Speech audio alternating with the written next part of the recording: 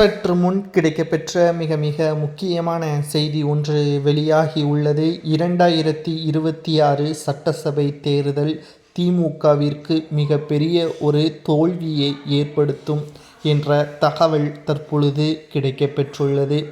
மேலும் 2026 சட்டசபை தேர்தலில் மூத்த அமைச்சர்களுக்கு மீண்டும் பதவிகள் வழங்கப்பட்டால், வேட்பாளர்களாக மீண்டும் அவர்கள் களத்தில் இறக்கப்பட்டால் நிச்சயம் மிகப்பெரிய ஒரு தோல்வி அதிமுகவிடம் இருந்து திமுக பெறும் என்ற தகவலும் கிடைக்கப்பெற்றுள்ளது. இதை தவிர்ப்பதற்கு உதயநிதி அவர்கள் ஒரு முடிவு ஒன்றை எடுத்துள்ளார். மூத்த அமைச்சர்கள் மீது வழக்குகள் அதிகமாக இருக்கக்கூடிய அமைச்சர்களையும், கடும் விமர்சனங்கள் உள்ளாக்கக்கூடிய அமைச்சர்களுக்கும் வாய்ப்புகள் வழங்கப்பட வேண்டாம் என்பதையும் உதயநிதி அவர்கள் தெளிவாக கூறியுள்ளார். அவர்களுக்கு பதிலாக இளம் தலைமுறையினர்களை அந்த பதவியில் கொண்டு வர வேண்டும், அந்த தொகுதியில் களம் இறக்கப்பட வேண்டும் என்பதையும் உதயநிதி அவர்கள் திமுகவின் தலைமையிடம் பேசியுள்ளார்.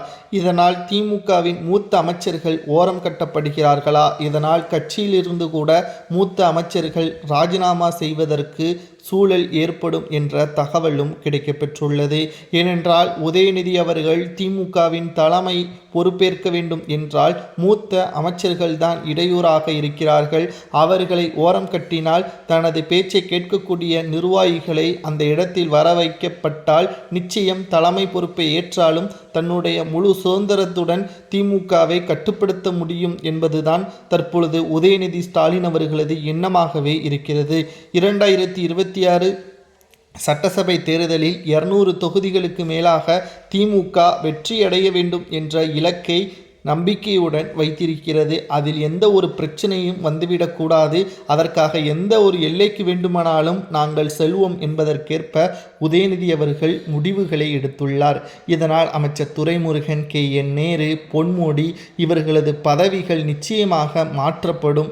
இதனால் அவர்கள் திமுகவின் மூத்த நிர்வாகியாகவும் ஆலோசகராகவும் அவர்களுக்கு பதவிகள் வழங்கப்படும். ஆனால் அவர்கள் MLAவாக இந்த முறை பதவிகள் பெற முடியாது. இதனால் மூத்த நிர்வாகிகளாக இருக்கக்கூடிய துரைமுருகன் ராஜினாமா செய்வதற்கும் அதிக வாய்ப்புகள் இருப்பதாக தகவல்கள் தற்பொழுது கிடைக்கப்பெற்றுள்ளது.